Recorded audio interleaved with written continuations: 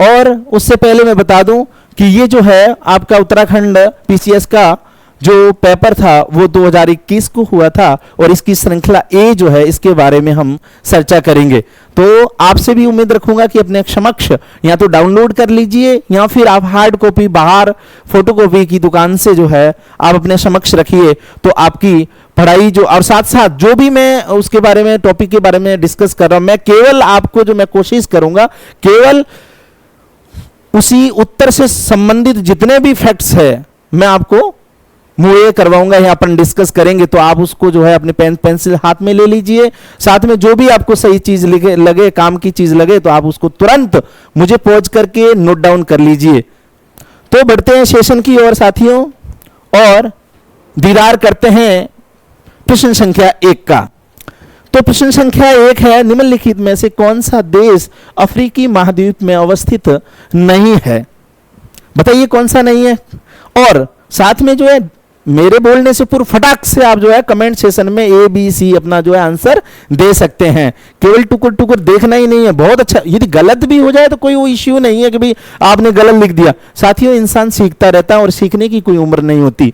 बढ़ते हैं इसके ऑप्शन की ओर। तो पहला ऑप्शन है गेबन, दूसरा गुयाना, तीसरा गिनी और चौथा जो है गिनी बिसाऊ है।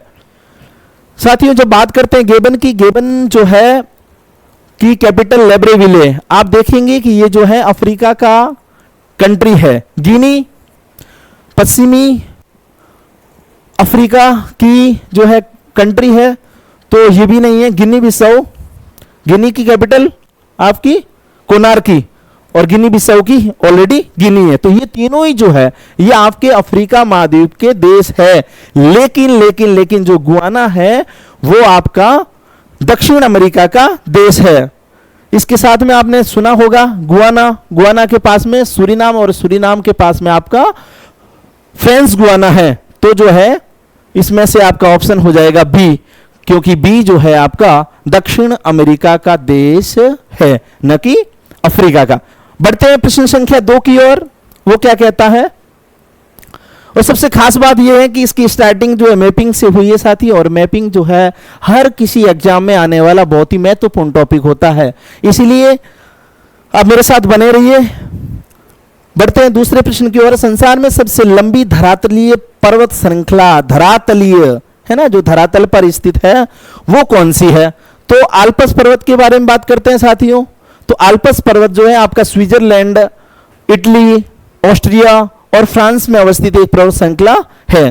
तो इसका मतलब जो है ये लंबी नहीं है, सबसे लंबी बताना है। उसके बाद में रॉकीज है। तो रॉकीज की बात जब हम करते हैं साथियों, रॉकीज आपका जो है यूएसए और कनाडा में जो है इसकी लंबी श्रृंखला है, लेकिन विश्व की सबसे लंबी जो है ये पर्वत श्रृंखला नहीं है।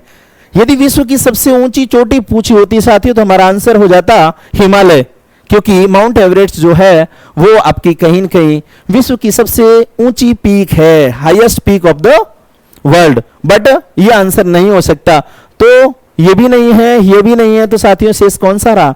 डी, और डी आपका है एंडीज माउंटेन।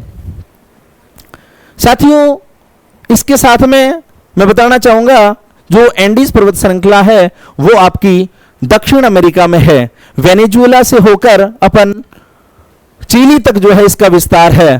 तो वेनेजुएला के बाद में जो है आपका कोलंबिया के बाद में इक्वेटोर के बाद में पेरू के बाद में बोलिविया के बाद में जो है आपका चिली, तो और अर्जेंटीना, वहां तक जो है इस श्रृंखला का विस्तार है। आप मैप की ओर ध्यान दोगे तो कुछ कुल मिलाकर जो है ऐसे आपका दक्षिण अमेरिका है। तो यहां पर वेनेजुएला से लगाकर साथियों नीचे तक जो है इसकी लंबी पर्वत श्रृंखला जो है। तो विश्व की सबसे लंबी पर्वत श्रृंखला आपकी कौन सी होगी? एंडीज पर्वत श्रृंखला होगी। आशा ही नहीं अपितु उम्मीद है कि आपको ये समझ में आ गया होगा। तो इसका आंसर था बी, इसका डी। नेक्स्ट तीसरे प्रश्न की बात करते हैं साथियों कि जहां पूर्वी घाट और पश्चिमी घाट मिलते हैं वहां कौन सी पहाड़ियां है? जहां पर पूर्वी, ईस्टर्न एंड वेस्टर्न है ना, जहां सबमर्ज होते हैं तो वहां पर कौन सी आपकी पहाड़ियां हैं? नीलगिरी की पहाड़ियां, कार्डमम की पहाड़ियां, अन्नामलाई या फिर सह्याद्री? बताओ कौन सा आंसर होगा? तो साथियों इसका आंसर होगा ए, नीलगिरी की पहाड़ियां। साथियों नीलगिरी की पहाड़ियां जो है वो आपकी कर्नाटक, केरल और तमिलनाडु में स्थित है, अवस्थित है, और इसकी सबसे ऊंची चोटी है डोडा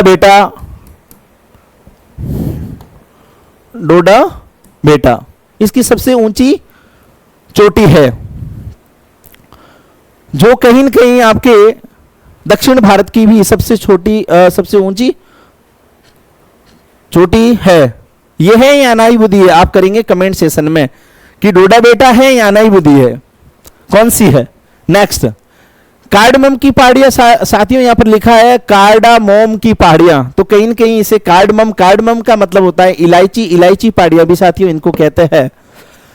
इलायची की पहाड़ियां जो है आपकी, वो भी जो है, आप ऊपर से नीचे की ओर आएंगे साथियों तो सबसे पहले आपको उत्तर से दक्षिण की ओर कहीं न कहीं केरल और तमिलनाडु के साथ में सीमा साझा करती हुई पहाड़ियां मिलेगी। तो सबसे पहले नीलगिरी की पहाड़ियां, उसके बाद में आपको मिलेगी अन्नामलाई की पहाड़ियां, जिसकी सबसे ऊंची चोटी जो है वो आपकी अनाईमुदी है। उसके बाद में आपकी कार्डमम या इलायची की पहाड़ियां भी कहते हैं साथियों इसको, इलायची की पहाड़ियां। तो ये तीनों सीक्वेंस में सबसे पहले आपकी नीलगिरी की, उसके बाद में आपकी जो है अन्नामलाई की, और उसके बाद में कार्डमम। तो सबसे पहले जो है ईस्टर्न और वेस्टर्न को अलग करने का काम करती है ये, इसका नंबर जो है कहीं न कहीं बाद में लगता है। और बात करते हैं सह्याद्री पहाड़ियां किसे कहेंगे साथियों किसे कहेंगे बताओ? जो पश्चिम घाट की पहाड़ियां हैं उनको सह्याद्री कहते हैं साथियों। तो इसके भी 3 भाग हैं, उत्तर, मध्य और दक्षिण। ठीक है, तो यहां पर जो है आप जो है ब्रह्मगिरी हो सकता है, आपका सतमाला हो सकता है, सालेर है, ठीक है, तो महाबलेश्वर है, तो ये जो है सह्याद्री में आएगा। ठीक है, तो कहीं न कहीं ये कहीं न कहीं जो पश्चिम घाट की पहाड़ियां हैं, इसका जो है ये मध्य में नहीं है, पश्चिम घाट की पहाड़ियां हैं। जबकि प्रश्न में पूछा है कि मध्य में कौन सी है, तो मध्य में सबसे पहले आपका आंसर ये होगा। ये भी मध्य में है लेकिन ये लास्ट में है। ठीक है, नेक्स्ट अगले प्रश्न के बारे में बात करते हैं साथियों। वो प्रश्न संख्या है 4, निम्नांकित में से कौन सी जलधारा उत्तरी अटलांटिक महासागर में प्रवाहित नहीं होती है? साथियों आंख खोल के प्रश्न को अच्छे से देखना है, बाद में आंसर पे जाना है। कई बार ये नहीं जो है छूट जाता है, बस जल्दबाजी में जो है परीक्षा के जो बर्डन होता है, बोझ होता है, कहीं न कहीं जो है परीक्षा हॉल में जो है अपन इन चीजों को ध्यान में नहीं रह पाती और प्रश्न गलत हो जाता है, तो नहीं पूछा है। तो बात करते हैं ऑप्शन की। पहला है गल्फ स्ट्रीम बेंगुला, दूसरा और तीसरा आपका नॉर्वेजियन है, और चौथा आपका फ्लोरिडा है। साथियों बात करते हैं इसके आंसर की, तो इसका आंसर होगा बेंगुला। बेंगुला जो है साथियों एक अंगोला जो है, अंगोला कहां पर है? अंगोला आपका बोत्सवाना के जस्ट ऊपर अंगोला है। वो कहीं न कहीं आपकी अफ्रीका महाद्वीप का एक देश है, और उसी देश का जो एक शहर है बेंगुला, और बेंगुला के नाम पर ही इसकी जलधारा का नाम पड़ा बेंगुला। और साथियों ये जो है कहीं न कहीं जो है नीचे से यानी ध्रुवीय प्रदेश से आ रही है, कहीं न कहीं ये ठंडी जलधारा है। तो इसका आंसर होगा कि भाई ये अटलांटिक महासागर में नहीं है, उत्तरी अटलांटिक महासागर में नहीं है, बल्कि ये दक्षिणी, कौन से महासागर में साथियों? दक्षिणी जो है अटलांटिक महासागर में है। तो इससे स्पष्ट होता है कि ये कहीं न कहीं गल्फ स्ट्रीम, नॉर्वेजियन और फ्लोरिडा आपकी उत्तरी अटलांटिक महासागर की जलधाराएं हैं। ठीक है, तो फ्लोरिडा जो है आपको पता होगा अमेरिका का, मैंने अमेरिका का जो सेशन करवाया था मैपिंग का, उसमें फ्लोरिडा के बारे में अच्छे से बताया था। तो फ्लोरिडा प्रायद्वीप जो है आपका कहीं न कहीं यूएसए में स्थित है। ओके साथियों, नेक्स्ट बढ़ते हैं आगे की ओर। तो इसका आंसर क्या हो जाएगा साथियों? बी। सॉरी, नेक्स्ट प्रश्न संख्या 5 से रूबरू होते हैं साथियों। विश्व का दूसरा सबसे बड़ा द्वीप कौन सा है? तो दूसरे द्वीप का पूछा है साथियों। जब मैंने आपको अमेरिका का सेशन करवाया था तो मैंने बताया था कि विश्व का सबसे बड़ा जो है आइलैंड कौन सा था वहां पर? ग्रीनलैंड। और ग्रीनलैंड भले जो है आपके अमेरिका कॉन्टिनेंट के आसपास है, लेकिन उस पर डेनमार्क का आधिपत्य है। तो पूछ ले परीक्षा के अंदर के सबसे बड़े आइसलैंड पर जो है किसका आधिपत्य है, तो हर कोई जो है यदि मैपिंग को देखा भी है तो वो अमेरिका लगा देगा, क्योंकि वो अमेरिका के पास में। लेकिन साथियों ध्यान रखना, उस पर जो है डेनमार्क का आधिपत्य है। लेकिन यहां पर प्रश्न में जो है दूसरे की बात पूछी है साथियों, दूसरा कौन सा होगा? तो सीधा उत्तर पे जाते हैं और दूसरा होगा सी, जिसका नाम है पापुआ न्यू गिनी। जो तो ये पापुआ न्यू गिनी जो है कहां पर है साथियों? कहीं न कहीं आप ऑस्ट्रेलिया के पास जाइए तो आपको ऑस्ट्रेलिया के जो है कहीं न कहीं उत्तर पूर्व की ओर जो है आपको ये दिख जाएगा। तो दूसरा सबसे बड़ा आपका ये हुआ। तो बाकी जो ये लिखे हुए ये क्या है? तो साथियों यदि विश्व का तीसरा सबसे बड़ा पूछे तो आपका ये हो जाएगा बोर्नियो, और चौथा यदि पूछे आपका मेडागास्कर हो जाएगा, और यदि कहीं न कहीं अभी ये सुमात्रा जो है साथियों ये विश्व का छठा सबसे बड़ा द्वीप है। कौन सा है साथियों? छठा है। ठीक है, नेक्स्ट बात करते हैं अपन। तो इसका आंसर आपको पता चल गया होगा साथियों, सी है। छठा प्रश्न कहता है कि निम्नलिखित में से कौन सा युग्म सही सुमेलित नहीं है। ध्यान रखना है ना साथियों। नेक्स्ट, तो भाई कौन सा सुमेलित नहीं है सही, बात करते हैं। पहली चीज तो अपने को ये ध्यान होना चाहिए कि प्रश्न में किसके बारे में पूछ रहा है। तो ये जो फोन है, मिस्ट्रल है, बोरा है, खमसीन है, ये क्या है साथियों? तो साथियों ये है लोकल विंड्स, यानी स्थानीय हवाएं। तो प्रश्न में स्थानीय हवाओं के बारे में और उनसे संबंधित क्षेत्र के बारे में पूछा जा रहा है।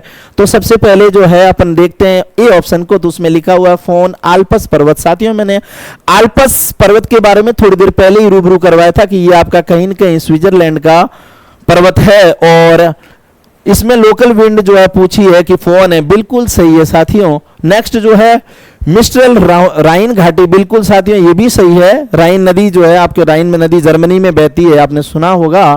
तो कहीं न कहीं इसका संबंध भी सही लिखा है। खमसीन मिस्र में है साथियों, ये भी सही है, लेकिन हमें नहीं का पूछा है। तो साथियों हमारा ऑप्शन होगा बी इसीलिए होगा कहीं न कहीं यहां पर बिल्कुल माइनर जो है, यदि किसी को ध्यान है तो ये वो लगा सकता है, बाकी तो या तो छोड़ के आएगा या गलत करके आएगा। तो माइनर क्या ध्यान रखना है साथियों कि जो बोरा है वो इटली में जो है ये हवाएं बहती है, लेकिन साइबेरिया में जो हवाएं बहती है फिर वो कौन सी है? यदि आपको आ रहा है तो कमेंट सेक्शन में जल्दी से लिख दीजिए, नहीं भी आ रहा है तो चिंता मत कीजिए, क्योंकि नोटबुक आईएएस आपके साथ में सदैव है।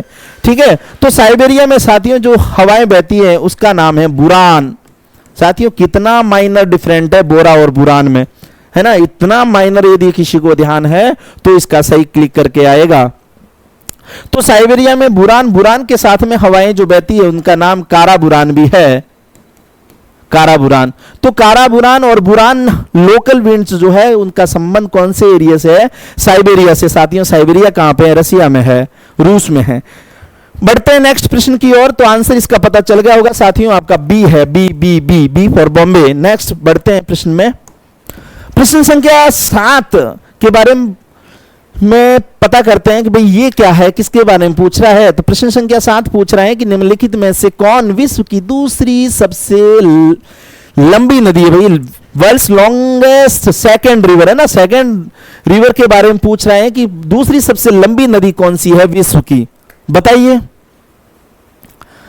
जल्दी बताइए। तो आंसर की बात करते हैं तो इसका आंसर होगा बी, अमेजन। तो बाकी नदियों ने क्या बिगाड़ा है साथियों? देखिए यही स्टडी होनी चाहिए हमेशा। जो प्रश्न पत्र में कोई भी प्रश्न हो, आगे का हो, पीछे का हो, आने वाला पेपर इस बार जो है आपका 14 तारीख को वो हो, कहीं न कहीं आप प्रीवियस इस प्रश्न पर जो है अच्छे से फोकस रखिए और देखिए। जैसे कि इसमें दूसरी कौन सी बड़ी है, तो हो सकता है अगले प्रश्न में जो है अगली बार जो भी प्रश्न पूछे इन्हीं के आसपास पूछे क्योंकि सबसे बेस्ट सिलेबस की बात करते हैं वो प्रीवियस ईयर से परे कुछ भी नहीं हो सकता है। यदि अमेजन की आप पढ़ भी रहे हैं कहीं प्रीवियस ईयर, दूसरी जगह तीसरी जगह खुद से पढ़ रहे हैं, यदि अमेजन आपको पता है आंसर है, अगली बार अमेजन से संबंधित पूछेगा तो दूसरी बात पूछेगा, तो क्या पूछेगा? नया इनमें से पूछ सकता है। इसलिए इन नदियों के बारे में भी आपको ध्यान में होना चाहिए। हो सकता है साथियों वीडियो लंबा बने, लेकिन मैं कोशिश ये करूंगा इन चीजों को भी साथ में लेके चलूं ताकि नेक्स्ट एग्जाम में आपको अदर किसी प्लेटफॉर्म से इन चीजों के बारे में नहीं पढ़ना पड़े। तो बात करते हैं नील नदी की। तो साथियों आंसर पता चल गया होगा कि आपकी अमेजन नदी है, और अमेजन नदी जो है कहां बहती है साथियों?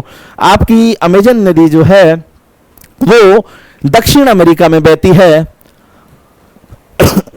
ऑप्शन ए की बात करते हैं, नील नदी। नील नदी जो है विश्व की सबसे लंबी नदी है। तो विश्व की सबसे लंबी नदियों की बात करते हैं तो पहली हो जाएगी आपकी ये, दूसरी हो जाएगी अमेजन, और तीसरी हो जाएगी चाइना में बहने वाली साथियों यांगत्जी रिवर, और तीसरी और चौथी की बात करते हैं तो विश्व की चौथी सबसे लंबी नदी जो है मिसिसिपी और मिसूरी हो जाएगा। तो साथियों देखो कितना अच्छे से प्रश्न फ्रेम कराया है उसने, पहला, दूसरा, तीसरा और चौथा एक ही में दे दिया। तो बात करते हैं नील नदी के बारे में। नील नदी जो है साथियों आपकी विक्टोरिया झील से निकलने वाली, विक्टोरिया झील याद कीजिए मैंने सेशन में पढ़ाई थी, और नील नदी के बारे में अच्छे से यदि वो सेशन देखना चाहते हैं तो आप जो है कहीं न कहीं मैं उस सेशन को भी डिस्क्रिप्शन बॉक्स में उसका लिंक दे दूंगा, आप उस मेरी क्लास, और उस क्लास से यूपीएससी ने जो है कहीं न कहीं एक प्रश्न पूछ लिया था। साथियों बात करते हैं नील नदी के बारे में, करो या फिर आप वीडियो देख लेंगे, चलो थोड़ा सा बता ही देता हूं। नील नदी जो है विक्टोरिया झील से निकलती है। विक्टोरिया झील से आपकी श्वेत नाइल मतलब श्वेत नील निकलती है, और कहीं न कहीं इथोपिया की अतबारा झील से निकलने वाली ब्लू नील जो है कहीं न कहीं सूडान में खार्तूम के पास में सबमर्ज मिश्रित हो जाती है, और आगे जो है ये नील नदी कहलाती है। इसके बारे में बातचीत हो चुकी है साथियों। मिसिसिपी और मिसूरी नदी का बात करते हैं साथियों, तो ये कहीं न कहीं यूएसए की नदियां हैं, अमेरिका में नदियां हैं, और मिसिसिपी और मिसूरी कहीं न कहीं सेंट लुइस के पास में जो है जाकर सबमर्ज या मिल जाती है, और यहीं पर है सेंट लुइस। और सर सेंट लुइस जो है मांस प्रसंस्करण का सबसे बड़ा उद्योग है यूएसए में। और आगे की ओर बढ़ेंगे तो यहाँ पर जहां से कैरिबियन सागर में इसका जो है नदी का निकास होता है, वहां पर आपको एक बंदरगाह मिलेगा सेंट ओरियल्स, और ये जो है कहीं न कहीं आपका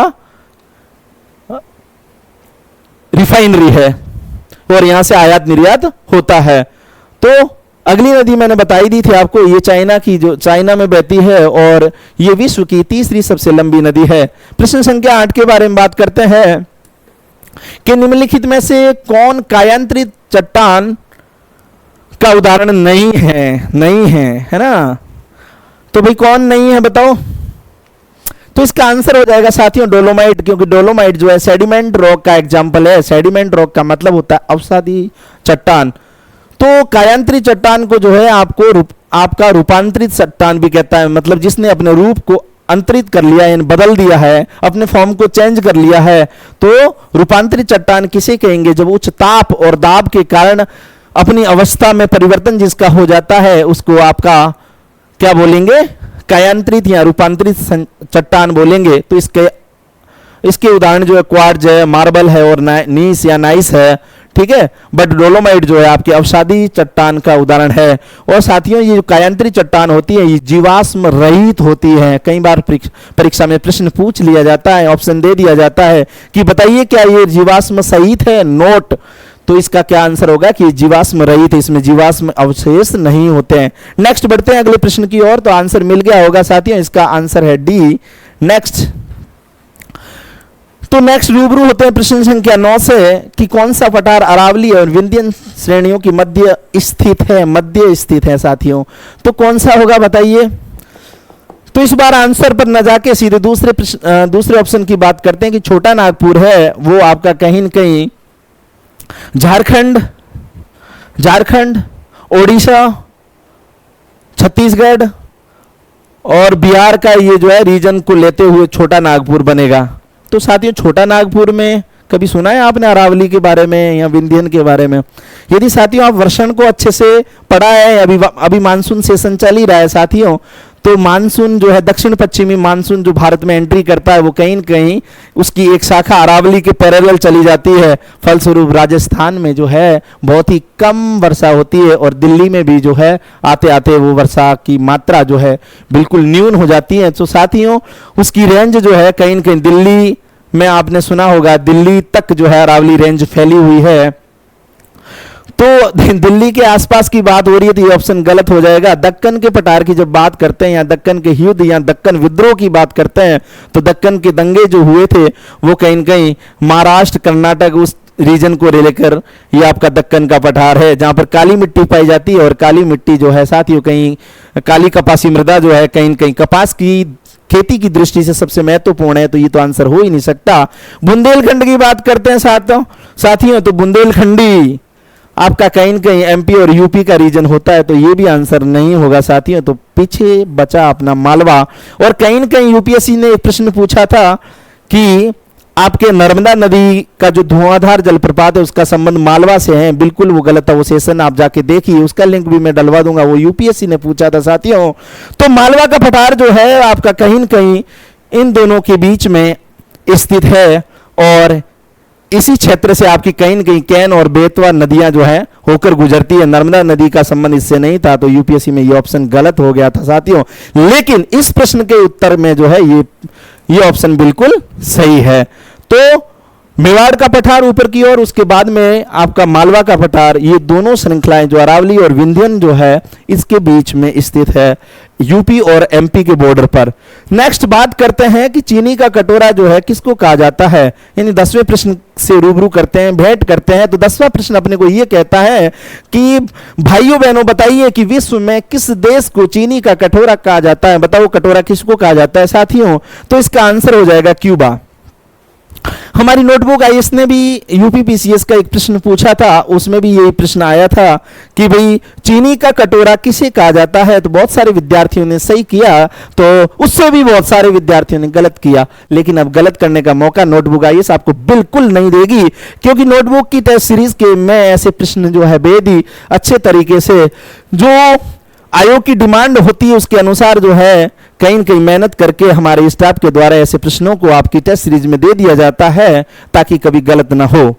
तो प्रश्न संख्या 10 कहता है कि विश्व में ऐसा कौन सा देश है जिसको चीनी का कटोरा कहते हैं। तो आंसर है आपका क्यूबा। साथियों आप कमेंट सेशन में लिखेंगे कि भारत में जो है चीनी का कटोरा किसे कहते हैं। अब चीनी का कटोरे का मैं लिंक बता देता हूं कि साथियों चीनी का कटोरा उसी को कहेंगे जहां पर चीनी ज्यादा बनती है। और अब चीनी बनती किससे है, गन्ने से बनती है, शुगर कैन से बनती है। और शुगर कैन का प्रोड्यूसर जो है अपना यूपी, अरे यार बता दिया मैंने, तो यूपी है। अब आप फिर भी कमेंट सेशन में तो लिख ही दो और क्या करें, ठीक है नहीं मैंने तो आंसर भी बता दिया। तो भारत में जो है भारत का जो चीनी का कटोरा है वो कहीं न कहीं आपके किसको कहेंगे, यूपी को कहेंगे साथियों, ऊपी को कहेंगे। यूपी मतलब उत्तर प्रदेश। नेक्स्ट, हाँ प्रश्न संख्या 11 से भेंट करते हैं। तो 11वां प्रश्न अपने को ये कहता है कि निम्नलिखित में कौन सी नदी सतलुज नदी की सहायक नदी नहीं है ना। नहीं है, बहुत पूछे हैं, है ना, तो कई बार हैं, वहां कंफ्यूज तो नहीं हुए ना आप 2021 में, आगे नहीं होंगे बिल्कुल। तो बात करते हैं ऑप्शन की, बांसपा नदी, स्पीति नदी, रावी और ब्यास। कौन सा आंसर होगा साथियों, बिल्कुल सही पहचाना आपने, इसका आंसर होगा रावी। क्योंकि रावी जो है सतलज की सहायक यानी सहायक नदी नहीं है, बल्कि ये किसकी है साथियों, चेनाब की है। इसका संबंध किससे है, चेनाब से है। तो साथियों ये कहां से निकलती है, वृद्ध हिमालय की कुल्लू हिल से निकलती है और जाके चेनाब नदी के साथ में विलय हो जाती है, मिल जाती है, भेंट कर देती है उससे। बाकी तीनों की बात करते हैं साथियों, तो ये कहीं न कहीं सांगला घाटी या बांसपा घाटी में बहती है, इसलिए इसका संबंध जो है हिमाचल प्रदेश से है, क्योंकि बांसपा घाटी आपकी हिमाचल प्रदेश में है और ये कहीं न कहीं सतलज की सहायक है।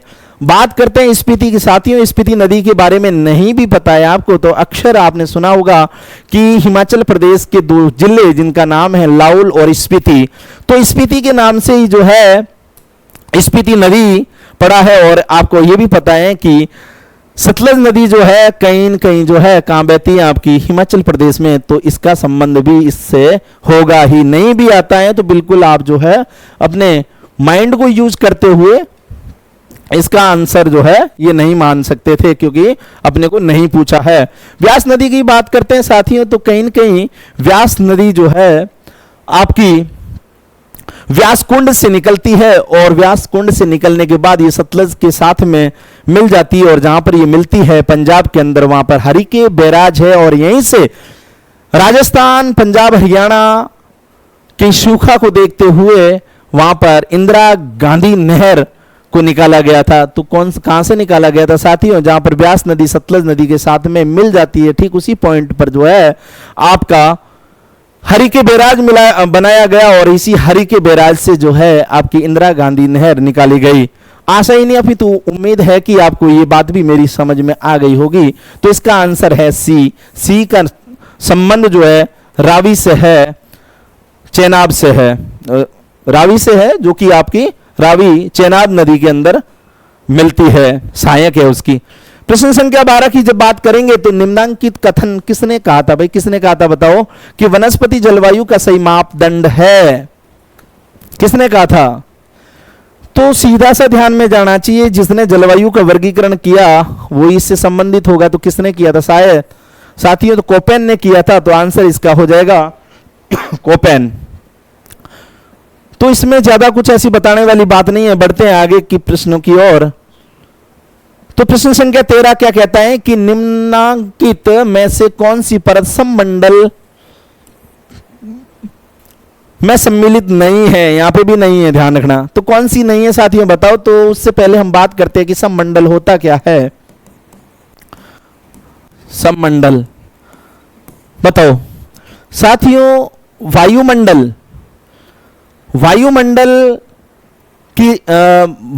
को जो है वो रासायनिक संगठन के आधार पर दो भागों में विभाजित किया गया है, यानी दो भाग बनाए गए हैं। किसके आधार पर? रासायनिक संगठन के आधार पर वायुमंडल को दो भागों में टुकड़े किए गए हैं, विभाजित किया गया है। उन दो टुकड़ों में एक है आपका सममंडल और दूसरा है विषममंडल। दूसरा कौन सा है साथियों? विषममंडल। तो इस सममंडल के अंतर्गत जो है आपका सौरमंडल, मध्यमंडल और समताप मंडल जो है स्थित है। और ये अपना जो सममंडल है वो नाइट्रोजन और ऑक्सीजन से मिलकर बना है। तो आंसर मिल गया होगा। जब ये तीनों जो है इसके भाग है तो आयन मंडल जो है इसका भाग नहीं होगा। तो इसका मतलब इसका आंसर है ए। कौन सा आंसर है साथियों? ए।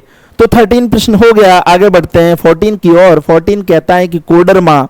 सबसे पहले तो ये ध्यान होना चाहिए साथियों, कोडरमा जो है वो कहां पर स्थित है? बिल्कुल सर, कोडरमा माइंस जो है आपकी झारखंड में है।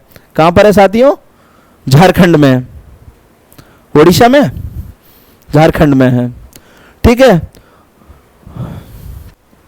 तो झारखंड किस खनिज, मतलब कोडरमा जो है किस खनिज के लिए प्रसिद्ध है? तो बताइए किसके लिए प्रसिद्ध है। तो सबसे पहले अपना आंसर की ओर चलते हैं। तो इनमें से तो कोई नहीं, ये नहीं होगा। तो इसका मतलब ये क्या है? अब्रक होगा। अब्रक को क्या कहते हैं साथियों? माइका। तो माइका जो है कहीं न कहीं कोडरमा को अब्रक का या माइका का अजायब घर भी कहते हैं, ठीक है। इसके साथ में अपन बात करते हैं अब्रक की। तो अब्रक क्या काम आता है साथियों? ये इलेक्ट्रिक उपकरण बनाने में जो है इसका यूज होता है। साथ में अब्रक को अपन कहीं न कहीं अप्रत्यक्ष डायरेक्टली इनडायरेक्टली रूप से खाते भी हैं। अजीब बात कर रहे हो सर, खाते हैं अब्रक को? ऐसे थोड़ी है। बिल्कुल साथियों बता दूं कि जो मिठाई खाते हैं आप, मिठाई के ऊपर आपने सिल्वर लेयर देखी होगी। तो वो सिल्वर लेयर जो है किसकी बनी होती है साथियों? वो माइका की बनी होती है। इसके साथ मैं आपको बता दूं, ते खेलो लाल गुलाल होली नितावे। तो होली के रंगों का जो यूज करते हैं साथियों, उसमें आपने चमक देखी होगी। तो वो चमक भी जो है कहीं न कहीं अब्रक के कारण होती है। बात करते हैं बाकी वालों की भी। तो साथियों ये पहला तो आंसर तो आपका हो जाएगा बी। दूसरे ऑप्शन की बात करेंगे तो लो अयस्क साथियों।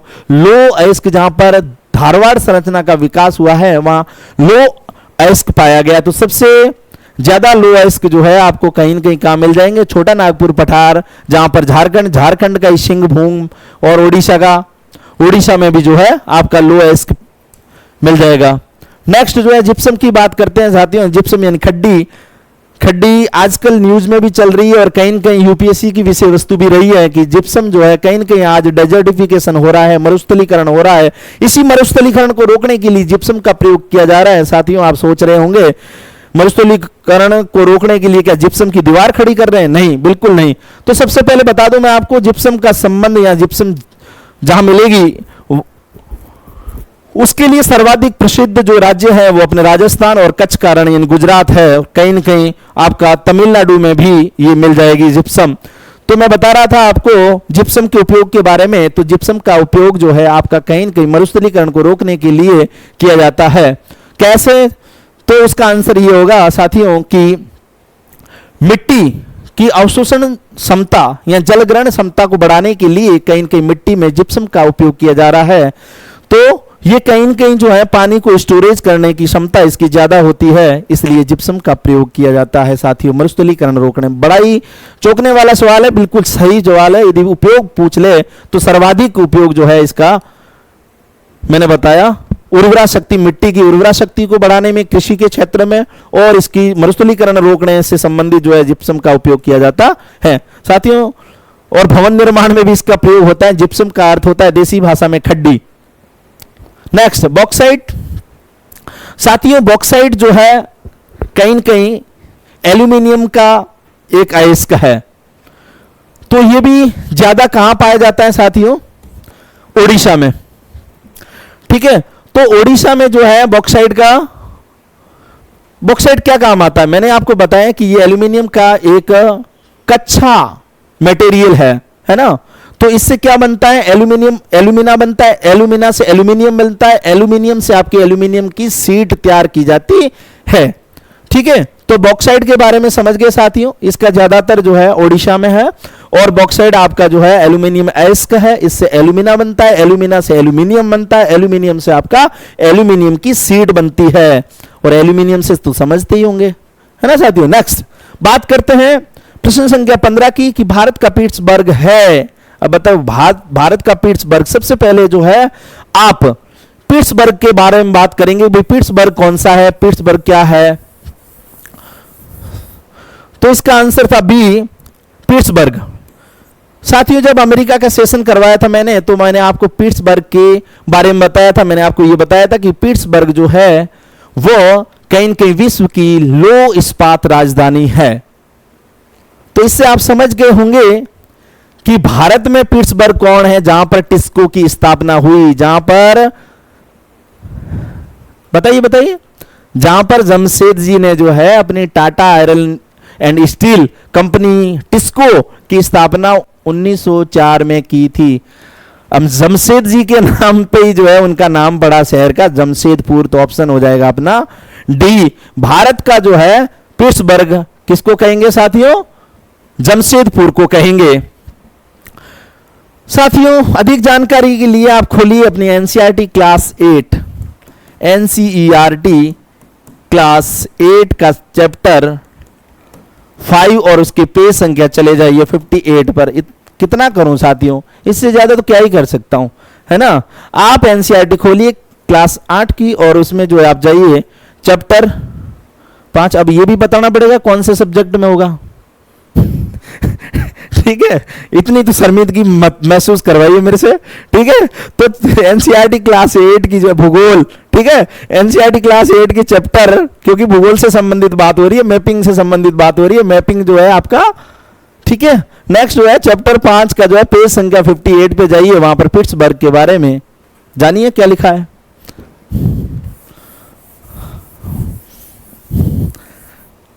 और कुछ अच्छा मिल जाए तो मेरे लिए नहीं, नोटबुक के लिए मारिए थम्स अप ढंग से और शेयर कीजिए फटाक से। नेक्स्ट बात करते हैं आपके भाई, अंग्रेजी वालों के लिए लिखा हुआ है ना, तो साथ साथ इसे भी देखते रहना। अब हिंदी इंग्लिश में साथ में लूंगा तो सेशन बहुत बड़ा, वैसे भी बड़ा हो रहा है ना। लेकिन मैं ये चाहता हूं यार आपके लिए कुछ छूटे नहीं, भले इसके 3-4 टुकड़े करने पड़े मुझे, लेकिन मैं चाहता हूं कि इनसे संबंधित कहीं अलग नहीं पढ़ना पड़े। तो भाई बात हो रही है नर्मदा नदी के बारे में, तो प्रश्न पढ़ते रहे, पहले ऑप्शन पे चले गए। प्रश्न 16 ये कह रहा है कि माता टीला बांध जो है किस नदी पर स्थित है। भाई किस नदी पर स्थित है बताओ, जल्दी से बताओ। तो उससे पहले बात करते हैं नर्मदा नदी के बारे में साथियों। तो बताइए नर्मदा जो है नदी के बारे में कुछ बताना बाकी रह गया है? नहीं ना, क्योंकि नर्मदा और सोन नदी जो है अमरकंटक से निकलती है साथियों, नर्मदा आपकी अरब सागर में चली जाएगी, और ये सोन जो है कहीं न कहीं आपकी गंगा के साथ में मिल जाएगी। गंगा की सहायक नदी है। कैन और बेतवा, तो कहीं न कहीं माता टीला का, अब यहां पर जो है नर्मदा नदी पर सरदार सरोवर परियोजना की स्थापना की गई थी, और बेतवा और कैन के बारे में मैंने बताया था, कहीं न कहीं जो है ये एमपी से होते हुए और मालवा पठार से होते हुए गुजरती है। तो इसका आंसर क्या होगा साथियों, बताइए। इसके आंसर की बात करते हैं तो इसका आंसर जो है आपका कहीं न कहीं बेतवा होना चाहिए। वैसे चेक कर लेना एक बार, क्योंकि मेरे पास में भी ऐसा कुछ अवेलेबल नहीं है कि मैं उसमें देखूं। बेतवा ही होगा साथियों इसका आंसर, बिल्कुल बेतवा ही है। ठीक है, नेक्स्ट अगले प्रश्न पर जो है अपन बढ़ते हैं। यहां पर HVJ, तो पता चल गया ना, माता टीला डैम जो है आपका बेतवा नदी पर स्थित है, और सोन नदी आपके अमरकंटक से, और नर्मदा नदी के बारे में मैंने सेशन अच्छे से लिया था, वो आप जाके देख लीजिए, लिंक आपको डिस्क्रिप्शन बॉक्स में मिल जाएगा। 17वें प्रश्न की बात करते हैं साथियों। तो 17वां प्रश्न कहता है HVJ प्राकृतिक गैस पाइपलाइन निम्नलिखित में से कौन सा गैस पंपिंग स्टेशन नहीं रखती? बताइए कौन सा नहीं रखती। बहुत अच्छा प्रश्न है, लेकिन ये वो ही पढ़ पाते हैं जो पढ़ाकू है। तो सबसे पहले ये प्रश्न पढ़ने से पहले पता चलना चाहिए भाई HVJ प्राकृतिक गैस पाइपलाइन है क्या। HVJ बताइए। हजीरा, बीजापुर, इसको विजयपुर भी कहते हैं, और जगदीशपुर। तो भाई जो ये जगदीशपुर है ये एमपी में है, और ये आपका हजीरा, हजीरा जो है गुजरात का सबसे गहरे पानी का जो है पोर्ट है, बंदरगाह है। तो यहां पर जो ये प्राकृतिक गैस मिलती है वो कहां से आती है? वो आती है मुंबई हाई से। मुंबई हाई से जो है यहां पर पहुंचती है, तो यहां से होते हुए जो है आगे कहीं न कहीं दिल्ली तक ये पाइपलाइन पहुंच रही है। तो इसमें वो कह रहे हैं कि ये चीजें जो है कि नहीं है। तो आंवला, औरैया, बबराला, तो ये चीजें तो है भाई कहीं न कहीं, है ना। ये जो आपका ये आंवला है ये एमपी में है ना, और ये गुना ये नहीं है। ठीक है, ये तीनों चीजें तो है, आंवला है, औरैया है, बबराला है, लेकिन गुना जो है आपका इस पर अवस्थित नहीं है। तो आंसर अपना हो जाएगा डी। नेक्स्ट बढ़ते हैं 18। तो 18 प्रश्न जो है हमें ये कहता है कि निम्नलिखित में से कौन सा राज्य 2011 में सबसे अधिक लिंगानुपात रखता है, सेक्स रेशियो। बताइए कौन सा सबसे अधिक। साथियों यदि यहां पर पूछ लिया होता, कहीं न कहीं यहां पे होता कि केरल, तो वो हमारा सही हो जाता, लेकिन साथियों केरल तो है नहीं। तो केरल के बाद में जो है क्या है, तमिलनाडु 996 इसका सेक्स रेशियो है। तो आंसर अपना हो जाएगा सी। आगे की बात करते हैं। कहीं न कहीं ये भी समाचार पत्रों की सुर्खियों में इस बार रहा कि किस प्रकार से जो है मालदीव में एक हमारे भारत के बारे में क्या बोला, प्रधानमंत्री जी के बारे में क्या बोला वो छोड़ो, फिर प्रधानमंत्री जी को आया गुस्सा, और उन्होंने कहीं न कहीं लक्षद्वीप जो है हमारा प्यारा, उसको पर्यटन की दृष्टि से आगे बढ़ाने के लिए बहुत सारे कार्य किए, और कहीं न कहीं लक्षद्वीप जो है कहीं न कहीं ज्वलंत विषय है, इसलिए इस बार भी प्रश्न पूछा जा सकता है। तो आप अच्छे से मैपिंग करेंगे इसकी। तो इसमें यह पूछा है कि भाई कौन सा अंग नहीं है। तो अगाथी तो है, कावरती भी है। लक्षद्वीप की कैपिटल क्या है, कावरती है ना। और कलपैनी भी है। तो कौन नहीं रहा, तिलनचोंग। अच्छे से करके जाना साथियों ये, क्योंकि क्या पता ये प्रश्न मिल जाए। ठीक है, नेक्स्ट अगला क्या प्रश्न है। वो कोपेन भाई साहब वापस आ गए, है ना। तो कोपेन ने भारत के विशाल मैदान में जलवायु के लिए निम्नलिखित में से कौन से शब्दों का प्रयोग किया? निम्नलिखित में से भारत के लिए, है ना, कौन से शब्दों का प्रयोग किया? किसके लिए? विशाल मैदान की जलवायु के लिए। तो बताइए। हाँ, उससे पहले मैं बता दूं कि कोपेन ने जो है जलवायु संबंधित जो वर्गीकरण किया वो 5 प्रकार से किया। तो 5 में से उसके जलवायु का वर्गीकरण का आधार जो है 4 तापमान से संबंधित रहा। तापमान के आधार पर उन्होंने मतलब टोटल जो है कितने भागों में अपने जलवायु वर्गीकरण को डिवाइड किया? 5 पार्ट्स में, जिसमें 4 का आधार तापमान रहा और 1 का आधार जो है वर्षण रहा। वर्षण का मतलब क्या होता है पता है आपको? बारिश, वर्षा, है ना। तो उसको देखा जाए तो उसमें से जो है CWG जो है वो आपके भारत के विशाल मैदान की जलवायु से संबंधित था, है ना। मैदान की जलवायु से संबंधित कौन सा था? CWG। तो कहीं ना कहीं अपना आंसर हो जाएगा C। नेक्स्ट बात करते हैं 21 की। तो क्या कह रहा है 21? उत्तराखंड के कितने जनपद अंतरराष्ट्रीय सीमाओं से जुड़े हैं? कहने का मतलब यह है कि ऐसे कितने जनपद यानी जिले हैं जिनकी बाउंड्री दूसरे देशों से लगती है। तो कितने हैं भाई, बताओ। तो चाइना से जो है 3 जिले लगते हैं और आपके पिथौरागढ़ चाइना से भी लगता है और पिथौरागढ़ नेपाल से भी लगता है। तो पिथौरागढ़ तो हो गया कॉमन, ठीक है। उसके बाद में जो है आपका एक हो गया उधम सिंह नगर और एक हो गया आपका चंपावत, ठीक है साथियों। तो कहीं न कहीं जो है हो जाएंगे 5। तो इसका आंसर हो जाएगा 5, ठीक है, बिल्कुल सही है। नेक्स्ट बढ़ते हैं आगे। तो इसका क्या आंसर हो जाएगा भाई? उत्तराखंड के कितने जनपद अंतरराष्ट्रीय सीमाओं से जुड़े हुए हैं? तो इसका आंसर हो जाएगा 5। नेक्स्ट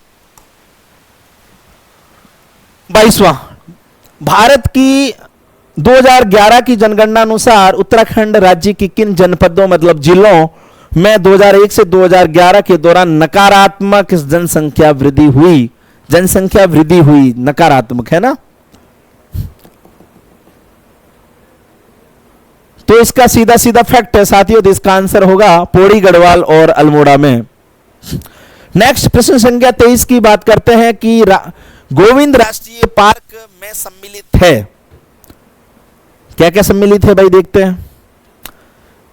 भागीरथी नदी का उद्गम क्षेत्र, भागीरथी, गोविंद पहले ये चीज ध्यान होनी चाहिए भाई, ये है कहां? गोविंद सागर जो है ये राष्ट्रीय पार्क जो है कौन सी नदी के उद्गम क्षेत्र से, जहां से वो नदी निकलती है?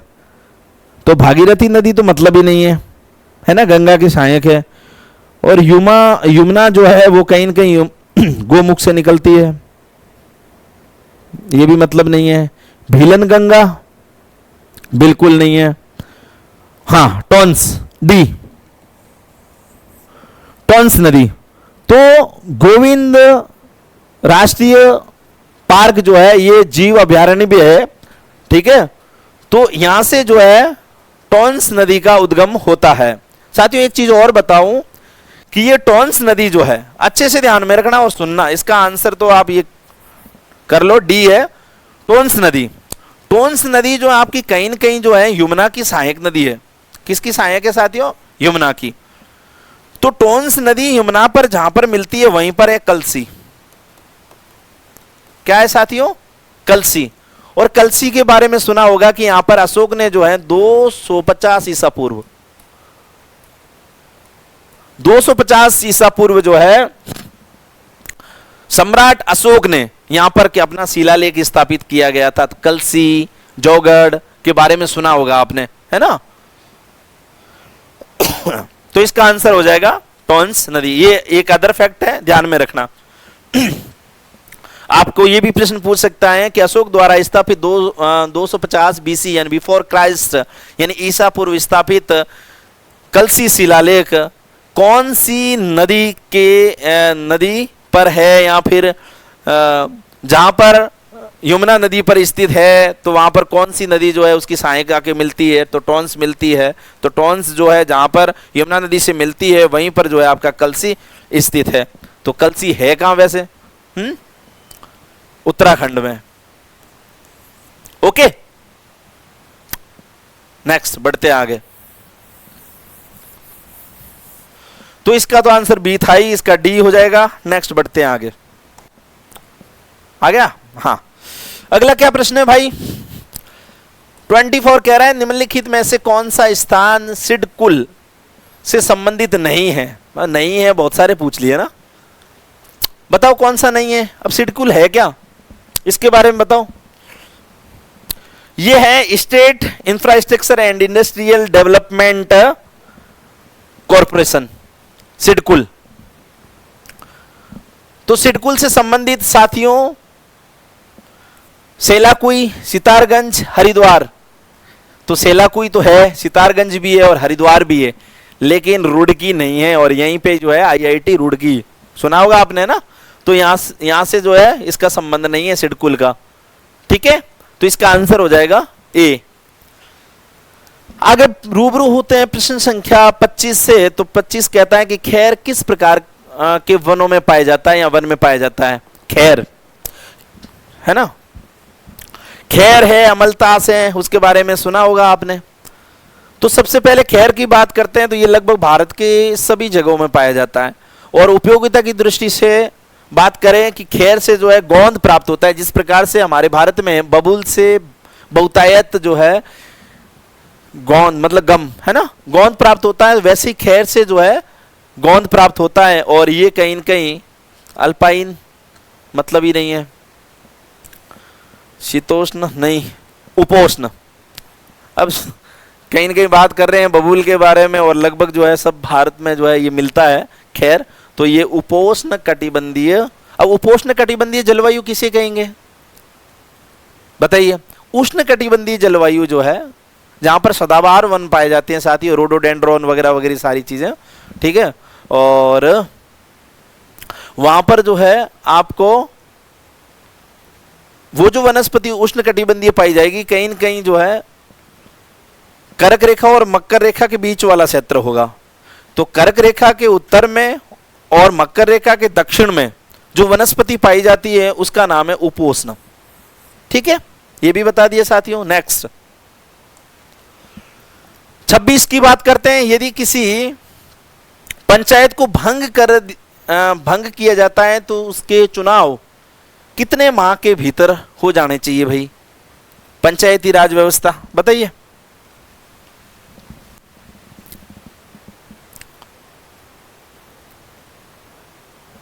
जल्दी से साथियों, इसका आंसर होगा भारत के संविधान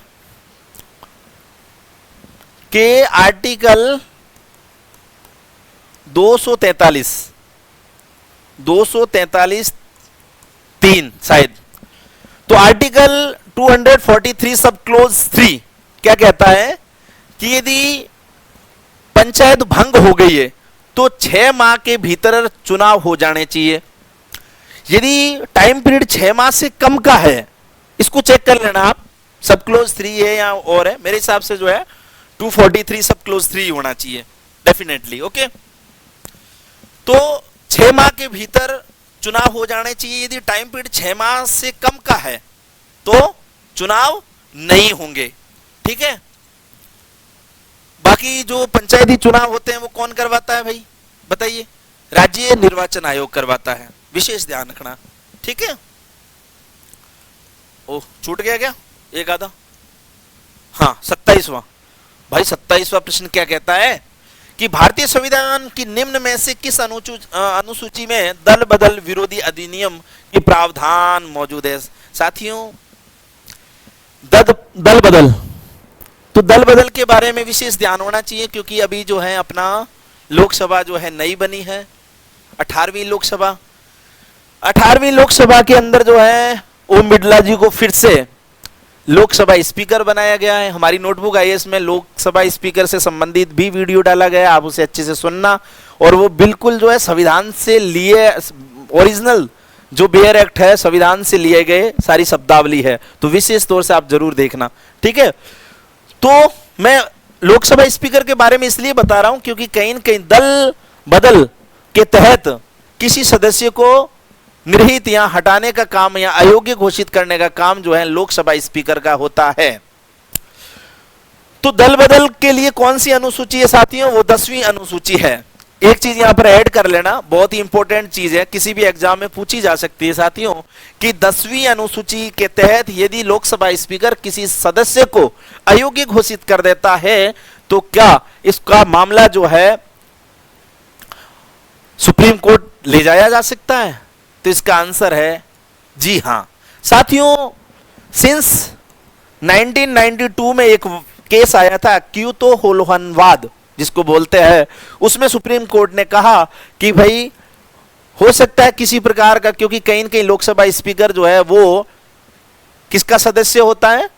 सत्ताधारी दल का सदस्य होता है। हालांकि लोकसभा स्पीकर बनने के बाद में वो निष्पक्ष हो जाता है, लेकिन कहीं न कहीं उसके अंदर सत्ता के भर्ती या जो भी उसके सदस्य बाकी जिससे बिलोंग करता है, बीजेपी हो या फिर कोई भी हो, है ना, उससे यदि थोड़ा बहुत भी उसके मन में कुछ है, ठीक है ना, तो हो सकता है वो पक्ष ले भी सकता है।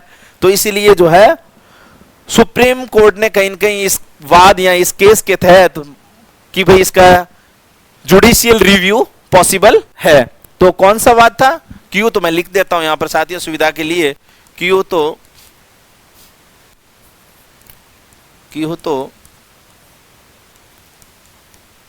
होलोहन केस, यह है साथियों, है ना। नेक्स्ट, तो इसका आंसर हो जाएगा डी। ये चौथी अनुसूची है ना साथियों, चौथी अनुसूची में जो है किसी राज्य के नाम को परिवर्तित करना है वगैरह वगैरह जो है वो इसके अंदर आता है। और छठी जो है कहीं न कहीं किससे संबंधित है? 5वीं छठी अनुसूची, बताइए। 5वीं और छठी जो है अनुसूचित राज्यों से संबंधित बात करती है। और 8वीं अनुसूची में क्या है? ये तो आना ही चाहिए, भाषाएं हैं, है ना। और 7वीं में क्या है फिर? 7वीं अनुसूची के अंतर्गत साथियों कहीं न कहीं अपने विषय सूची है, संघ की सूची है, राज्य है ना। तो तीनों प्रकार की जो सूचियां हैं साथियों वो कहीं न कहीं अपनी 7वीं अनुसूची में। आगे बात करते हैं साथियों 28वें प्रश्न की। लोक लेखा समिति की, बहुत अच्छा प्रश्न है भाई। लोक लेखा समिति के लिए लोकसभा के कितने सदस्य निर्वाचित किए जाते हैं? बिल्कुल 22 किए जाते हैं साथियों। लेकिन लोक लेखा समिति में 22 होते हैं, लेकिन इसने पूछा है कि लोकसभा के कितने सदस्य होते हैं, बताइए। तो 22 को जो है 15 और 7 में कर लेते हैं विभाजित। 15 जो है वो आपके लोकसभा से होंगे और 7 जो है वो राज्यसभा से होंगे। लोकसभा का पूछा है, 7 तो होगा नहीं क्योंकि ये राज्यसभा का है, 10 का कोई मतलब नहीं, 22 टोटल होते हैं। तो आंसर हो जाएगा इसका सी। अब लोकसभा समिति की बात करते हैं तो इसके अध्यक्ष को जो चुनने का काम करता है वो होता है लोकसभा स्पीकर। और इसमें कोई भी कैबिनेट मंत्री यानी कोई भी मंत्री जो है इसका सदस्य नहीं हो सकता है, ठीक है।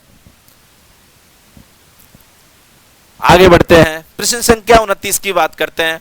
समझ में आ गया ना साथियों, इसका सी आंसर होगा। कांग्रेस द्वारा भारत की पूर्ण स्वतंत्रता, ओ बहुत अच्छा प्रश्न है। कांग्रेस द्वारा भारत की पूर्ण स्वतंत्रता के लक्ष्य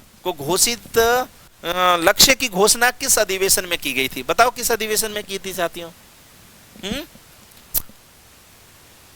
बताइए। ए, लाहौर अधिवेशन में। साथियों इसकी पृष्ठभूमि ये रही थी कि कहीं न कहीं 1928 के अंदर नेहरू की मांगे, है ना, उसमें ये था, नेहरू रिपोर्ट आई थी 1928 में। और नेहरू रिपोर्ट ने ये कहा था साथियों कि कहीं न कहीं उसमें पहली मांग थी वो कहीं न कहीं उत्तरदायी सरकार की थी, मतलब डोमिनियन स्टेट की थी। तो उससे क्या हो गया? नेहरू रिपोर्ट, ये जो नेहरू रिपोर्ट है ये मोतीलाल नेहरू जी ने दी थी, ये ध्यान में होना चाहिए। 1928 में मोतीलाल नेहरू जी जो है वो जवाहरलाल नेहरू जी के पापा थे, पिताजी थे, पिताश्री थे, है ना। तो उन्होंने उत्तरदायी सरकार के बारे में बोला, तो कहीं न कहीं जवाहर भाई जो है अपने जवाहरलाल नेहरू जी है और सुभाष चंद्र बोस नेताजी है, वो दोनों खफा हो गए, रुष्ट हो गए। उन्होंने कहा भाई नहीं, आपने अपनी मांगों के अंदर ये डोमिनियन स्टेट के बारे में क्यों बात की, हमें तो पूर्ण स्वतंत्रता चाहिए, भारत बिल्कुल जो है स्वतंत्र हो जाए, पूर्ण की बात करी, पूर्णता की बात करी। खफा हो गए, तो खफा होने के बाद में उन्होंने जो है अपनी अलग से पार्टी बनाई और उन्हें लाहौर अधिवेशन हुआ 1929 में, और उसकी अध्यक्षता जवाहरलाल नेहरू जी ने करते हुए कहा कि 30 जनवरी, थोड़ा लिख देता हूं यहां पे अच्छे से, इसका आंसर होगा ये। तो यहां पर का 30, इसमें क्या क्या हुआ साथियों लाहौर अधिवेशन में, एक तो पूर्ण स्वतंत्रता की बात हुई, ठीक है, और भी चीजें परीक्षा में पूछ सकते हैं बाद में, 1 नंबर। 2 नंबर, इसमें 30 जनवरी 26 जनवरी शायद नहीं, 26 जनवरी है, 26 जनवरी 1930, 26 जनवरी 1930 को पूरे देश में आजादी का दिवस मनाने की घोषणा की गई। यही कारण है कि आज जो है अपन जो है 26 जनवरी को क्या मनाते हैं, गणतंत्र दिवस मनाते हैं इसी याद में, है ना, इसीलिए 26 जनवरी की डेट सूझ की। और इसके साथ ही तीसरा काम इन्होंने यह किया कि 31 दिसंबर 1931 को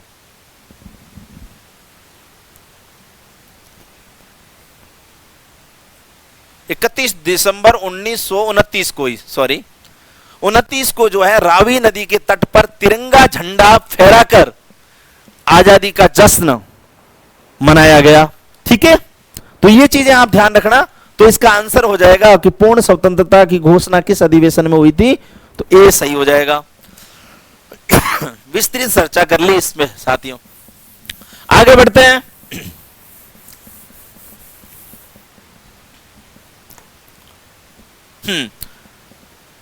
भारत का संविधान, तीसरा प्रश्न है, भारत की संविधान सभा द्वारा राष्ट्रगान जन गण मन किसने लिखा था, कमेंट बॉक्स में लिखिए, ये प्रश्न तो आना ही चाहिए साथियों। अब इसके बारे में क्या ही बताऊं आपको। का हिंदी प्रारूप कब अपनाया गया था, तो इसका आंसर होगा साथियों 24 जनवरी 1950। तो भाई इस दिन क्या हुआ था, आंसर तो ये है, ये 9 दिसंबर 1946 को। कमेंट सेशन में लिखो जल्दी से फटाक से साथियों। यहां पर जो है संविधान सभा की पहली बैठक हुई थी। तो ये भाई 26 जनवरी 1949 को क्या हुआ था बताइए। इस दिन जो है हमारे संविधान को कहीं न कहीं अपनाया गया था। तो भाई ये 17 नवंबर को क्या हुआ था 1947 को, बताओ कमेंट सेशन में लिखो, कुछ तो आप भी बताओ यार, टुकुर टुकुर देखने से कुछ नहीं होगा, बताइए। मैं बता दूं साथियों, जीवी मावलंकर जो कहीं न कहीं अपने पहले लोकसभा स्पीकर थे, इनको जो है चुना गया लोकसभा के अध्यक्ष के रूप में, संविधान सभा के अध्यक्ष के रूप में, क्योंकि संविधान सभा की मीटिंग हो रही थी, है ना। तो वहां पर जो है संविधान सभा के अध्यक्ष के रूप में जो है इनको चुना गया, और आगे जाकर यही हमारे जो है लोकसभा स्पीकर बने, जो कि प्रथम थे। तो प्रथम लोकसभा स्पीकर कौन थे, जीवी मावलंकर, याद रखना।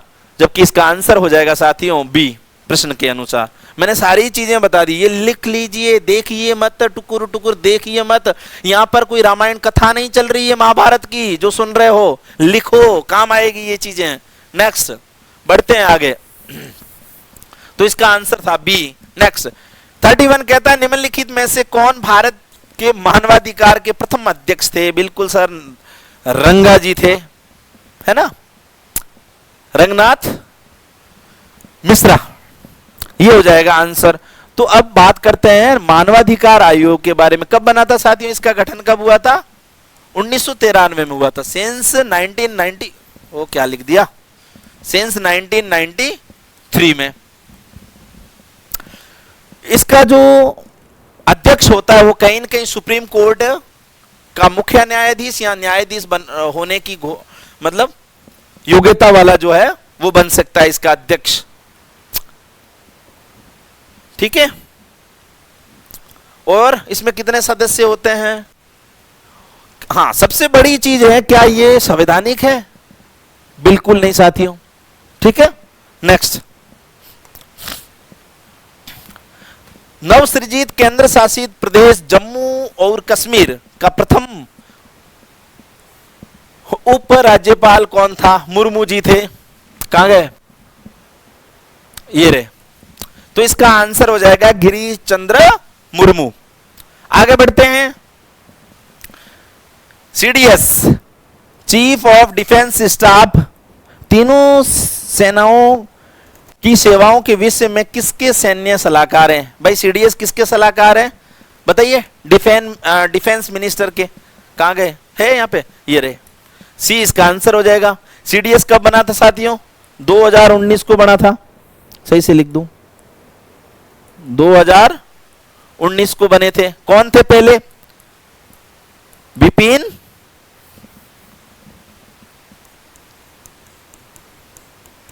बिपिन रावत जी बने थे, है ना?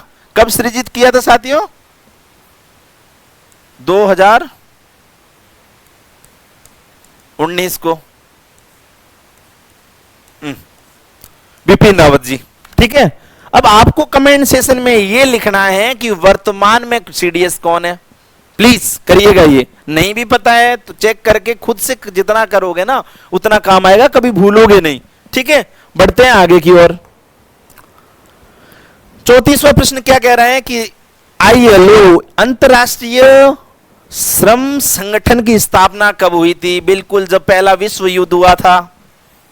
पहला विश्व युद्ध जब खत्म हुआ तब जो है कहीं न कहीं हताहत थे मजदूर, जो है उनके अधिकारों की रक्षा करने के लिए आपके लेबर यूनियन का जो है इंटरनेशनल लेबर यूनियन की स्थापना एस्टैब्लिश हुआ। कब हुआ? 1919 में। इसका हेडक्वार्टर कहां है साथियों? स्विट्जरलैंड के जेनेवा में। Geneva Switzerland. ठीक है।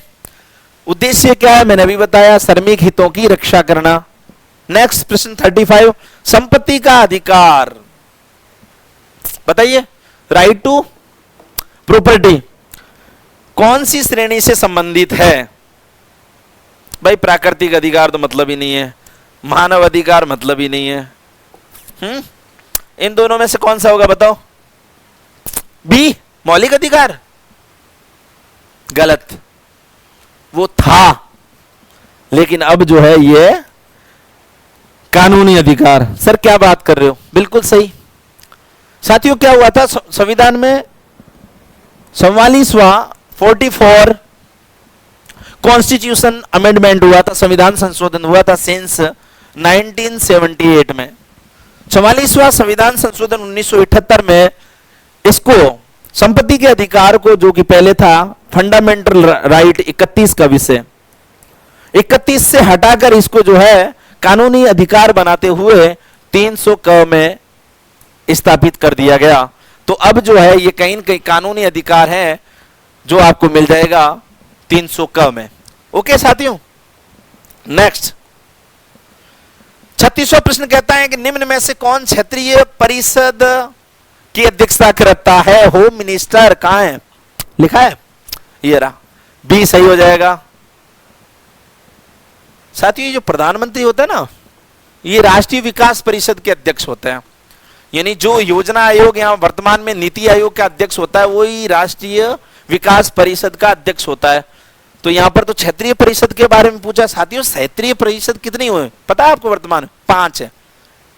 कैसे याद करेंगे? उत्तर, दक्षिण, पूर्व, पश्चिम और मध्य, 5 क्षेत्रीय परिषद हैं। ठीक है। तो इसका जो है की अध्यक्षता जो है होम मिनिस्टर करता है। ओके। नेक्स्ट बढ़ते हैं आगे। ये क्या कह रहा है? लंबा चौड़ा प्रश्न। ये कह रहा है कि भाई सूची 1 को सूची 2 के साथ सम्मिलित कर लीजिए। करेंगे भाई, क्या करें, पास होना है। और नीचे दिए गए कूट में से सही का चयन कीजिए। करते हैं भाई। क्या पूछ रहा है कि राज्यों के नाम लिखे हैं, बिल्कुल लिखे हैं। राज्यसभा में सीटें, राज्यसभा में, लोकसभा में नहीं, राज्यसभा की बात हो रही है यहां पे। बताओ झारखंड में कितनी है? झारखंड में है 6 और उत्तराखंड में है 3, छत्तीसगढ़ में है 5, पंजाब में है 7। ठीक है, तो झारखंड में 6 है 4 में। तो साथियों परीक्षा में क्या करेंगे, ऐसे नहीं करेंगे यूं काट गए। मैं एक बार कर लेता हूं, है ना, इधर का यूं फिर यूं फिर यूं, ऐसे नहीं करना है। ऐसे करने से गलत हो जाता है कई बार। तो फिर कैसे करेंगे सर, बता देता हूं। झारखंड का कितना है? 6 है, तो ऑप्शन कौन सा है? 4, इसके सामने लिख दो 4। उत्तराखंड का कौन सा है? 3 है, 3 लिख दो। छत्तीसगढ़ का 5 है तो 5 लिख, ओ सॉरी, इसका ऑप्शन 4 लिख दो, उसके बाद में 3 लिख दो। छत्तीसगढ़ का 5 है तो ऑप्शन 2 लिख दो। पंजाब का 7 है तो ऑप्शन 1 लिख दो। तो 4 3 2 1 कहां लिखा है? 4 तो 4 3 2 1, 4 नहीं है, 4 यहीं पे है, 4 3 2 1, डी सही हो जाएगा। तो इस प्रकार से आंसर करना है। ऐसे क्रॉस पता नहीं माया जाल बनाने से कोई मतलब नहीं है, गलत हो जाएगा। ठीक है, मानो तो आपकी मर्जी, नहीं तो आपके ही कुलाड़ी और आपके ही पांव। नेक्स्ट, दक्षिण की बात कर रहे हैं साथियों, सार्क की बात कर रहा है। सार्क क्या कहता है कि भारत में सार्क शिखर सम्मेलन सर्वप्रथम भारत में, ठीक है, बाकी पहले तो हुआ था, कहां हुआ था? 1985 में इसकी स्थापना हुई थी, हाँ, बांग्लादेश की कैपिटल ढाका में, है ना। तो इसकी स्थापना की बात करते हैं तो बिल्कुल निकल गई मुंह से, तो सुन ही लीजिए, है ना। 1985 में कहां हुई थी? ढाका में हुई थी, है ना। ढाका कहां है? बांग्लादेश में, बांग्लादेश की कैपिटल है। ठीक है, लेकिन भारत में कहां हुआ था भाई? भारत में हुआ था बेंगलुरु कर्नाटक में हुआ था। और कब हुआ था? 1986 में, 1 साल बाद में हुआ था। तो ए सही है। ठीक है, तो भाई इस दक्षिण जो सार्क है इसका हेडक्वार्टर कहां है? काठमांडू नेपाल में है। कितने सदस्य हैं तो बताओ। तो चलते हैं सबसे पहले अफगानिस्तान, है ना। अफगानिस्तान से होते हुए आते हैं पाकिस्तान, पाकिस्तान से आते हैं इंडिया में, इंडिया से चले जाते हैं नेपाल, नेपाल से आप चले जाओ प्यारे संगी साथी और छोटकू से भूटान में, भूटान के बाद में आप चले जाओ सीधे बांग्लादेश में, बांग्लादेश के बाद में श्रीलंका, श्रीलंका के बाद में चले जाओ आप मालदीव में। कितने हो गए? 1 2 3 4 5 6 7 8। तो इसका मतलब जो है सार्क के कितने सदस्य देश है? 8 है। ऐसे सीक्वेंस में याद करो। दोबारा बता दो, मेरे मैपिंग करने का यही रहता है, मैं ऐसे उल्टा पुल्टा याद नहीं करता हूं, सीधा क्लॉकवाइज या एंटी क्लॉकवाइज ताकि याद रहे। वापस बताता हूं, अफगानिस्तान, पाकिस्तान, इंडिया, नेपाल, भूटान, आपका बांग्लादेश, श्रीलंका और मालदीव। Okay, next. और कुछ लिखा है इसमें? हाँ, और प्रश्न है, क्या है भाई, बात करते हैं। 39 क्या कह रहा है? 39 ओ भाई चल जा। हाँ 39, निम्नलिखित में से कौन सा संवैधानिक संशोधन भारत में पिछड़ी जातियों ओबीसी की बात कर रहा है के लिए राष्ट्रीय आयोग के गठन से संबंधित है? भाई 102वां कब हुआ था? 2018 में हुआ था। कहां पर ऑप्शन है? कहीं है? बिल्कुल है, सी ये रहा। कब हुआ था साथियों? 2018 में हुआ था, इसका गठन किया था। संविधान संशोधन करने के बाद में कौन से आर्टिकल लाए गए? बताओ बताओ साथियों, बताओ जल्दी से। 332 बी और 342 बी है, वो भी शायद देख लेना साथियों, है ना। बी ये आर्टिकल लाए गए। तो 332 जो है इनके हितों की बात करता है ओबीसी की, और 342 कहता है कि राष्ट्रपति जो है किसी राज्य या किसी यूटी यानी यूनियन टेरिटरी केंद्र शासित प्रदेश में उनको यदि लगे कि भाई इनको ओबीसी बनाया जा सकता है तो उनको वो बना सकते हैं। तो 102वां संविधान संशोधन किया गया, इसको राष्ट्रीय आयोग का दर्जा दिया गया या गठन किया गया, और इन आर्टिकलों की स्थापना की गई, यानी 332 सब क्लोज बी और 242 सब क्लोज बी।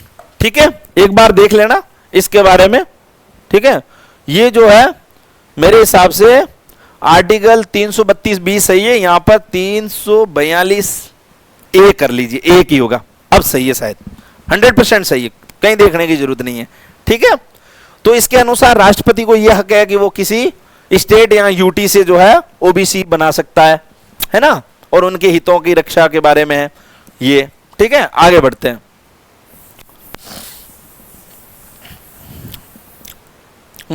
हो गया ना। नेक्स्ट प्रश्न संख्या 40 क्या कह रहा है भाई? राज्य विधान परिषद के सदस्य का कार्यकाल कितना होता है? राज्य विधान परिषद हो या राज्यसभा हो, कार्यकाल जो है 6 वर्ष होता है साथियों, 6 इयर्स।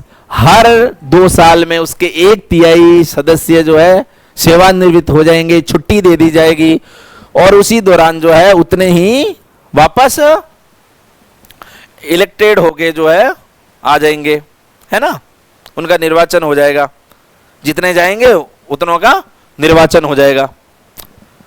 कितने?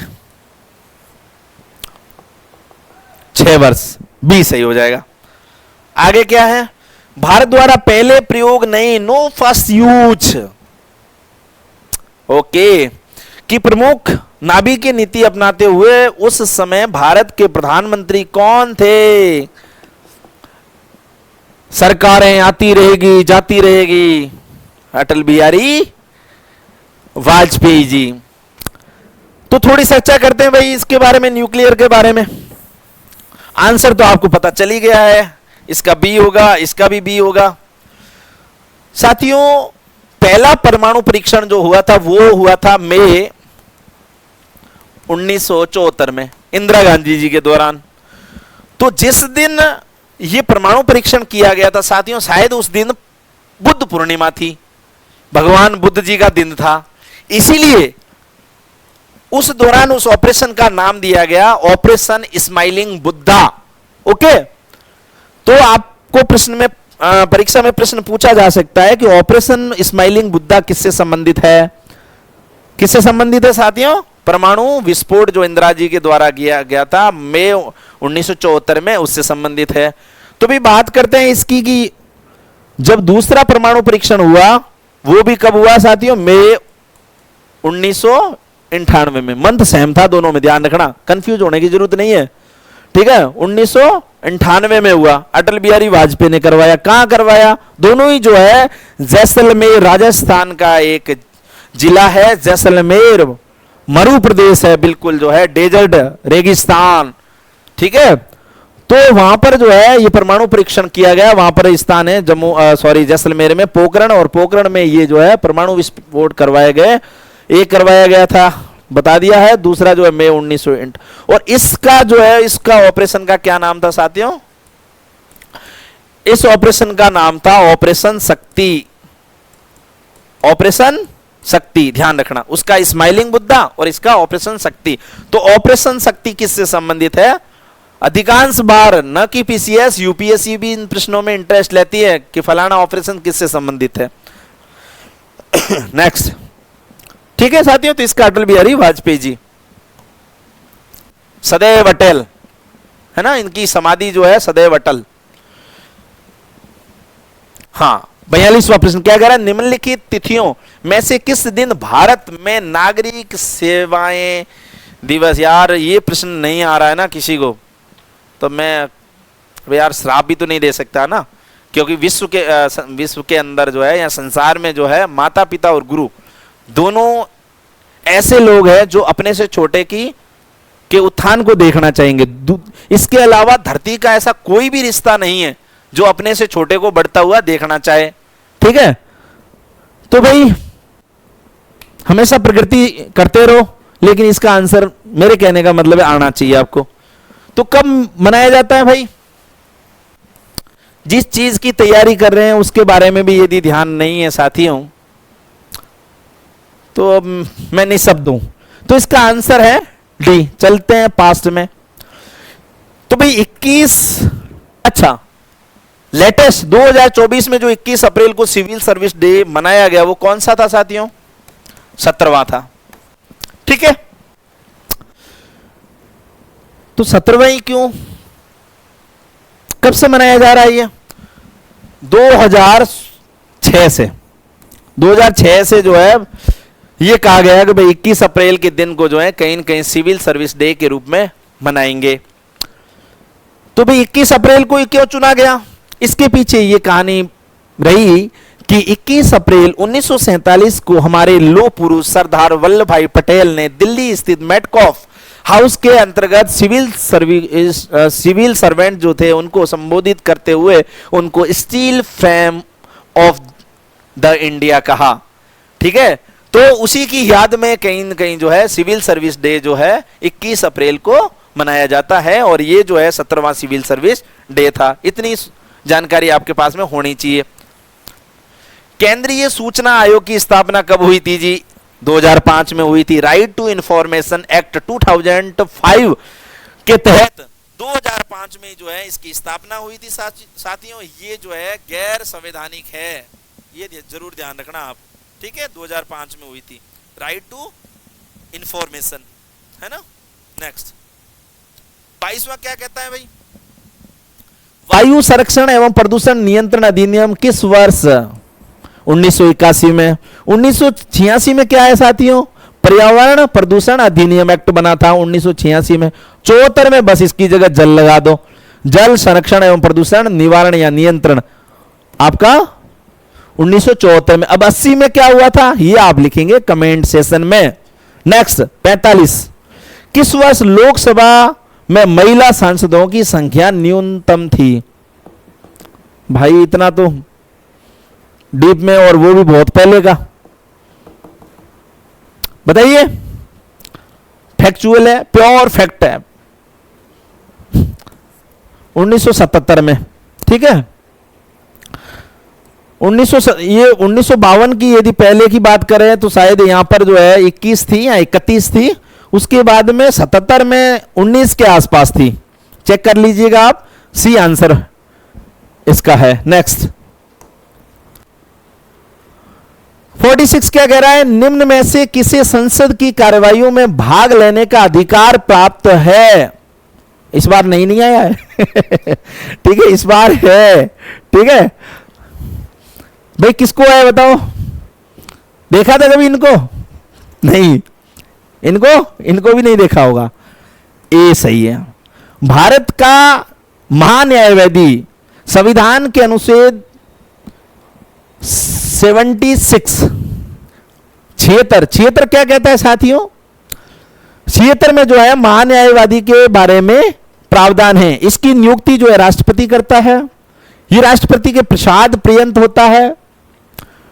ठीक है, अब आप ये बताएंगे इसकी पुनर्नियुक्ति हो सकती है या नहीं हो सकती है? कमेंट सेशन में जरूर लिखेंगे साथियों। ठीक है, ये कई बार प्रश्न पूछा जाता है।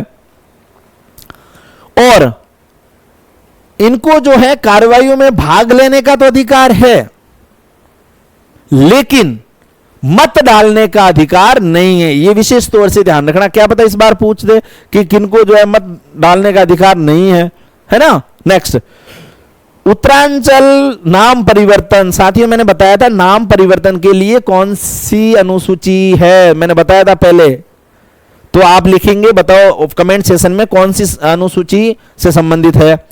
लेकिन इसमें यह पूछा है कि नाम परिवर्तन अधिनियम निम्नांकित में किस वर्ष में हुआ था? किस वर्ष में हुआ था साथियों? 2006 में हुआ था। स्थापना की बात आएगी तो 2000 की बात करेंगे, है ना। स्थापना कब हुई थी भाई उत्तराखंड की? हाँ 2000 में ना। नाम परिवर्तन हुआ 2006 में। आगे अगला प्रश्न पूछ ही लिया। किस तिथि को अस्तित्व में आया था भाई उत्तराखंड? 2000 और तो कहीं नहीं लिखा है 2000, नहीं गलत, एक लिखा है इसमें भी एक, तो इसका मतलब कुछ भी नहीं पता है, डेट नहीं भी पता है तो 2001 में ही लिखा है ना। हाँ 1 में ही लिखा है। तो 9/11/2000, क्योंकि अगस्त 2000 में जो है राज्य को जो है इसमें हरी झंडी मिली थी और कहीं न कहीं ये अस्तित्व में आया 9/11/2000। ओके, अगला प्रश्न क्या है, निम्न में से उत्तराखंड का वह कौन सा मुख्यमंत्री था जिन्होंने विधानसभा में गैरसैंण को अंग्रेजों का प्रिय स्थान था। जब भी अंग्रेजों को गर्मी लगती थी ये यहां भाग जाते थे, है ना, इतिहास में पढ़ा होगा आपने। गैरसैंण को जो है ग्रीष्मकालीन राजधानी बनाने की घोषणा की। कहीं देखने की भी जरूरत नहीं है। जो त्रिवेंद्र सिंह रावत जी थे, ये मुख्यमंत्री थे, उन्होंने जो है बजट सेशन के दौरान जो है गैरसैंण को अपनी ग्रीष्म राजधानी घोषित की थी। और ये बात है 2020 की, है ना। 2020 में जो है गैरसैंण को ग्रीष्मकालीन राजधानी बजट सेशन के दौरान जो है घोषित किया गया था। और इस समय जो है राज्यपाल की यदि बात पूछे तो उस समय जो राज्यपाल उत्तराखंड का था नहीं थी बेबी रानी मौर्य। कौन थी जी? बेबी रानी मौर्य। यदि अगले कभी जो है पूछ ले उत्तराखंड से संबंधित प्रश्न और उसमें पूछ ले भाई मुख्यमंत्री की जगह राज्यपाल, पूछ सकते हैं ना कि राज्यपाल कौन थी, तो राज्यपाल थी बेबी रानी मौर्य। आदरणीय या respected Baby Rani Maurya ji. Okay, next बढ़ते हैं आगे। 50 औपनिवेशिक कुमायूं और गढ़वाल के निम्नलिखित में से किस कमिश्नर ने राजस्व पुलिस प्रणाली का आरंभ किया? बात करते हैं आयोग की आंसर की तो आंसर है सी, सर हेनरी रैमजे। तो अपन भी उनके बारे में ही बात करेंगे। हेनरी रैमजे जो थे वो 1856 के आसपास जो है यहाँ के कमिश्नर बने थे। और इनको जो है ये ऐसे अंग्रेज थे और इन्होंने शायद जो है 16, 17, 18 साल जो है यहां पर बिताए। और इनको पहाड़ी बोलने वाला अंग्रेज भी कहा जाता था। प्रश्न आ सकता है कि भाई पहाड़ी बोलने वाला अंग्रेज निम्नलिखित में से किसको कहा जाता है? तो सर हेनरी रैमजे को कहा जाता है। और इनको सॉरी कुमायूं का बेताज बादशाह भी कहते हैं इसको। तो इसका आंसर हो जाएगा सर हेनरी रैमजे। तो साथियों आज इतना ही करते हैं क्योंकि आप भी बोर हो रहे होंगे। आप भी अच्छे से जो है अपना लंच कीजिए, वीडियो भी बहुत बड़ा हो जाएगा। और बड़ा है साथियों, बीच में स्किप नहीं कीजिएगा क्योंकि मैंने ऐसा कुछ भी नहीं छोड़ा है उस टॉपिक से संबंधित कहीं अदर प्लेटफॉर्म पर जाकर या आपको उस चीज के बारे में पढ़ना पड़े। मेरा मर्म है, अब मैं क्या करूं, मैं विवश था। अब कुछ चीजें छोड़ भी रहता, उससे संबंधित नहीं भी बताता तो भी लॉस ही था एक तरह का। इसलिए एक आशा ही नहीं अपितु पूर्ण विश्वास है कि आप नोटबुक के इस अटूट बंधन में बंधे रहेंगे और आपका विश्वास ही हमारी ऊर्जा, हमारे में जो है ऊर्जा का संचार कर रहा है या करता रहेगा। इसी आशा और उम्मीद के साथ में बहुत बहुत धन्यवाद। Bye bye.